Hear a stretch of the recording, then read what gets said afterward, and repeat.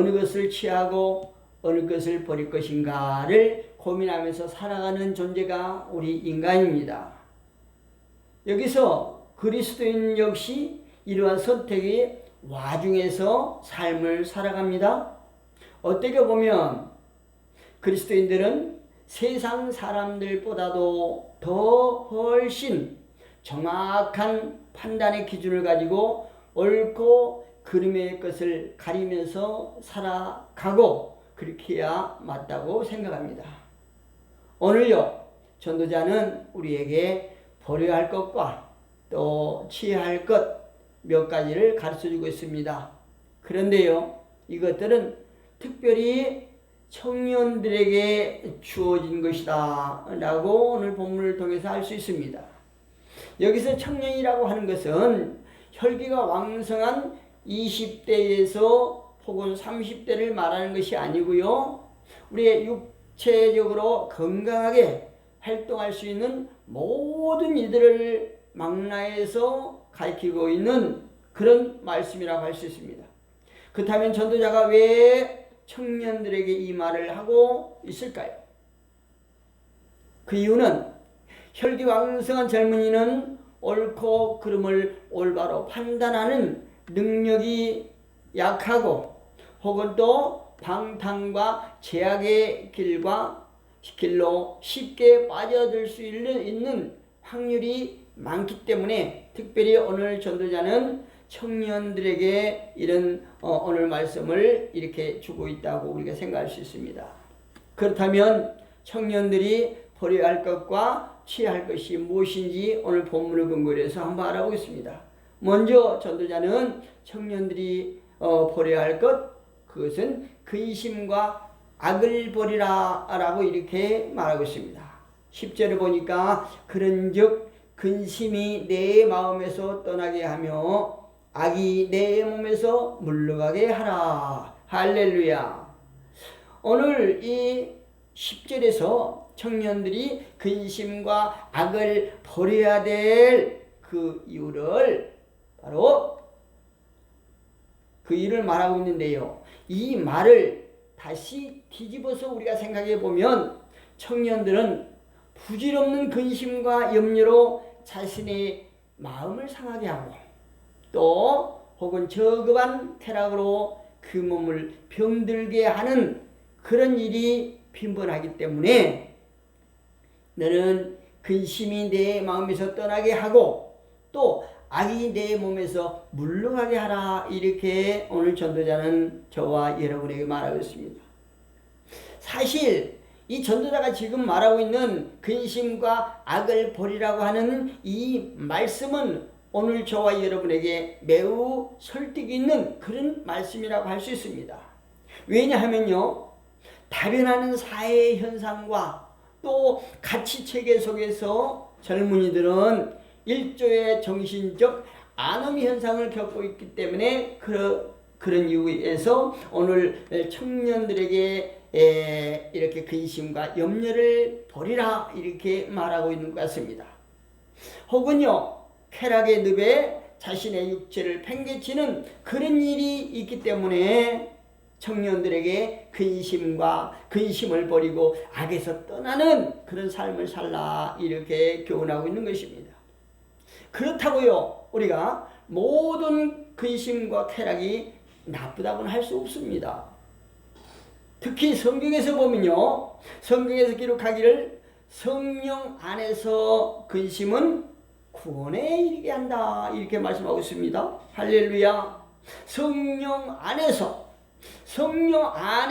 하는 근심은 구원에 이르게 하고 하나님의 법 안에서 누리는 인생의 기쁨, 그러니까 쾌락이죠. 쾌락을 바람직한 것으로 오히려 성경이 저와 여러분 그리고 그 외에도 많은 젊은이들에게 바람직한 것으로 권장하고 있다는 사실을 우리가 기억하셔야 됩니다. 그러나 이 땅에서 안일함과 어떤 육체의 유익만을 도모하기 위해서 세우는 계획, 그러니까 근심이죠. 근심은 인간의 마음을 쇠하게 만들 뿐이다 라고 또 고린도후서 7장 9절과 10절에서 말하고 있습니다. 고린도후서 7장 9절과 10절에 제가 한번 어떤 내용이 있는지 여러분 앞에 봉독해 드리겠습니다. 내가 지금 기뻐함은 너희로 근심하기에 한 까닭이 아니요 도리어 너희가 근심함으로 회개함에 이른 까닭이라. 너희가 하나님의 뜻대로 근심하게 된 것은 우리에게서 아무 해도 받지 않게 하려 함이라. 10절에 하나님의 뜻대로 하는 근심은 후회할 것이 없는 구원에 이르게 하는 회개를 이루는 것이요 세상 근심은 사망을 이루는 것이라. 할렐루야. 하나님 안에서 성령 안에서 하는 근심과 염려는 오히려 우리의 영적인 세계를 하나님 앞으로 인도하게 하는 것이고 우리가 영의 세계에서 구원을 이루게 하는 것이지만 세상에서 근심하게 하는 것은 오히려 저와 여러분 젊은이들을 사망하게 하는 것이다. 이렇게 사도 바울은 고린도 교회 성도들에게 말하고 있습니다. 저와 여러분이 세상적인 근심과 염려는 다 버리고 그것은 악에서 떠나는 일을 우리가 늘 해야 되고 그러나 하나님 안에서 즉 성령 안에서 우리는 늘 근심을 하고 또한 성령으로 인해서 해결을 하고 하는 이런 일들이 우리에게 종종 있을 때 우리는 오히려 우리의 영이 살아나는 역사를 우리가 체험하고 우리의 영이 하나님과 친밀한 관계를 이룰 수 있는 귀한 근심이라 이렇게 말씀하고 있습니다. 저와 여러분은 늘 이런 근심 속에 살아가기를 주님으로 축복합니다. 그 다음에 우리가 버려야 할 것, 그 다음에 전도자가 우리에게 하는 교훈은 하나님 안에서 자족하며 즐겨하라 이렇게 말했습니다. 즐겨하는 삶을 살라 이렇게 말합니다. 우리는요 인생을 즐긴다라고 하면 흔히 거부감을 우리가 먼저 생각합니다. 인생을 즐긴다라고 하는 말을 하면 우리가 먼저 거부감을 발동시킨다는 거죠. 그러나 인생은요 반드시 우리가 노동 그 자체만을 가지고 태어나지 않았다는 사실을 우리가 성경을 통해서 알 수 있습니다. 그래서 인간이 건전한 쾌락까지 제약시하면 안 된다는 거죠. 쾌락도 부정적인 쾌락이 있고 또 긍정적인 건전한 쾌락이 있다는 사실을 우리가 분별해야 됩니다. 오히려 성경은 인간이 건전한 기쁨을 위해서 피조되었고요 지음받았고요 또 그보다 더 적극적으로 그 기쁨을 향유할 것을 저와 여러분에게 명령하고 있습니다. 이 말씀이 어디에 나오냐면요 데살로니가전서 5장 16절에서 저와 여러분에게 하신 말씀은 항상 기뻐하라. 할렐루야. 세상 사람들이 요구하는 거부하는 그런 기쁨 즐거움이 아니고 우리가 하나님 안에서 오히려 건전한 기쁨을 우리가 늘 누리면서 살아갈 수 있는 저와 여러분이 됐으면 참 좋겠습니다. 물론 이런 기쁨은 하나님의 법과 진리 안에서 그렇게 해야 된다고 조건을 붙이는 거죠. 그래서요 전도자는 청년들에게 9절에서 말합니다. 즐거워하며 기뻐하라 이렇게 말하고 있어요. 우리가 9절 한번 읽어볼까요? 청년이여 내 어린 때를 즐거워하며 내 청년의 날들을 마음에 기뻐하여 마음에 오운하는 길들과 내 눈이 보는 대로 행하라. 할렐루야. 이렇게 전도자는 청년들에게요 우리에게 즐거워하며 기뻐하고 우리가 눈으로 보는 대로 즐거워하면서 살아라 이렇게 말하고 있는데 그 다음 절을 우리가 잘 봐야 됩니다. 우리가 즐거워하고 기뻐하면서 살아가야 된다고 이렇게 말씀하고 있지만 그럼에도 불구하고 마냥 즐거워하고 기뻐하라고만 하지 않는다는 사실이에요. 오늘 우리가 보았던 9절 중반에 보니까 이렇게 말씀해요. 내 눈이 보는 대로 행하라. 그러나 라고 하는 말씀이 있죠. 우리가 이 말씀을 다시 한번 이렇게 변형해서 우리가 상고해보면, 내 눈이 보는 대로 행하라. 그러나 만일이라고 하는 그 말씀이 있습니다.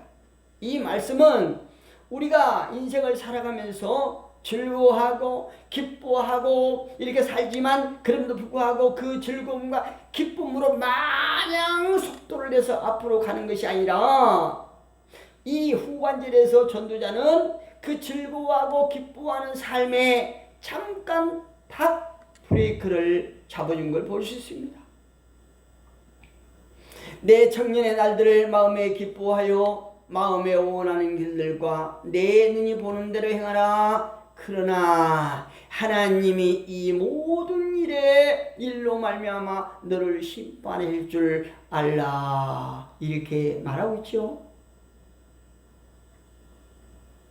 우리는 아무리 도로가 잘 뚫리고 달리기가 좋은 그런 환경이라 할지라도 마냥 달리면 안 된다는 거죠.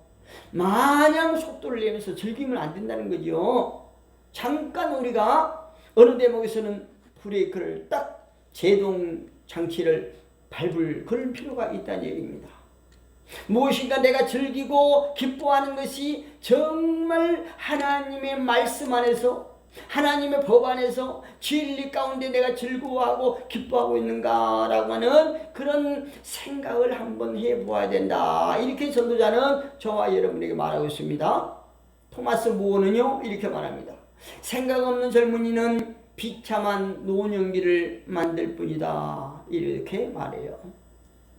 우리가 아무리 젊은 사람이라 할지라도 내 어떤 육체가 건강하여 활동하기가 참으로 좋은 그런 시절이 있을지라도 우리가 마냥 하나님 안에서 즐거워야지 하나님 밖에서 즐거워하는 것은 죄란 얘기예요. 그래서 내가 즐거워하고 기뻐하는 것이 혹은 하나님 밖에서, 즉 세상 사람들이 즐거워하는 그 쾌락과 어떤 향락에 젖어 있지 않았는가, 이거를 생각해 볼 그런 시간을 가지라. 이렇게 말합니다. 우리가 모두가 다 알다시피 청년의 때는요 인생의 절정기입니다. 이때에 부정적인 생각으로 자기 영혼을 피폐화시켜서는 안 된다는 것이죠. 그래서요 무절제함과 방탕함을 자제하면서 우리가 무절제함과 방탕함을 이렇게 절제한다고 해서, 그렇다고 해서 지나친 금욕주의도 안 좋지만, 그럼에도 불구하고 우리가 즐기고 기뻐하는 것들이 내가 어느 방향에서 어느 선에서 내가 즐겨하고 있나 기뻐하고 있나를 우리가 잘 점검해 필요가 있다는 것이 오늘 전도서 기자가 우리에게 말해주는 교훈이라고 할 수 있습니다. 우리 모두는요 하나님과의 관계를 먼저 올바로 정립하고 난 후에 난 다음에 세상 것도 자족하는 가운데 즐길 수 있어야 한다고 우리는 본문에서 저와 여러분에게 가르쳐주고 있습니다. 마지막으로 전도자가 저와 여러분에게 말하고 싶은 것은 심판의 의식을 가져야 된다라고 말합니다. 오늘 우리가 보았던 9절 후반에 보니까 그러나 하나님이 이 모든 일로 말미암아 너를 심판할 줄 알라. 할렐루야. 언젠가는 우리의 인간에게도 심판의 때가 분명히 온다는 거죠. 인간은요 제한적이지만 자유의지를 허락받은 상태입니다. 우리 인간에게 하나님께서 자유의지를 주었지만 그럼에도 불구하고 제한적인 것이 있어요. 그래서 인간은 자신의 자유로운 판단과 의식 결정에 의해서 우리는 행동하게 되어 있습니다. 사실 인간의 발길은요 악으로 갈 수도 있고 선한 길로 갈 수도 있습니다. 특히 청년의 때는요 그들의 행동이 변화무쌍한 그런 시대라고 할 수 있습니다. 때로는요 자신의 정욕대로 자신의 소욕대로 행할 때가 많이 있지요. 물을죄와 무분별한 행동을 서슴없이 자행하기도 하는 때가 바로 청년의 때입니다. 그러나 반드시 세상에 종말이 올 터인데요, 그날에는 이 모든 행위를 낱낱이 들춰내서 심판하신다는 사실을 우리가 꼭 기억하시기를 주님의 이름으로 축복합니다. 어떤 이는요 그에 상응한 상급으로, 어떤 이는 영영한 벌로 계수할 날을 한시라도 잊어서는 안 될 줄로 생각합니다. 이 모두는요 인생의 한금기라고 해서 청년의 때를 신앙적인 안목을 가지고 지혜롭게 혹은 현명하게 그리고 신실하게 살면서 하나님의 법과 진리에서 벗어나는 삶을 탈피하고 주님 안에서 저와 여러분이 즐기고 기뻐하며 주님을 섬기는 그런 저와 여러분의 삶이 되기를 주님의 이름으로 축복합니다. 기도하겠습니다. 사랑과 은혜가 많으신 여호와 우리 하나님이시여, 감사와 영광을 오직 하나님 앞에 돌립니다. 하나님, 저희들에게 젊음의 때를 허락하시고 저와 귀한 심령들에게 즐거워하며 기쁨을 누리라고 말씀하셨지만, 때로는 우리가 절제하지 못하고 하나님 밖에서 즐거워하고 또한 쾌락을 누리면서 향락으로 인하여 우리의 육체가 피폐해질 때가 있습니다. 하나님, 저희들에게 절제의 능을 허락하시고 법 안에서 하나님 안에서 성령으로 근심과 염려를 할 수 있는 분별의 영을 허락하여 주옵소서. 감사드리며 살아계신 예수 그리스도 이름으로 기도드리옵나이다. 아멘.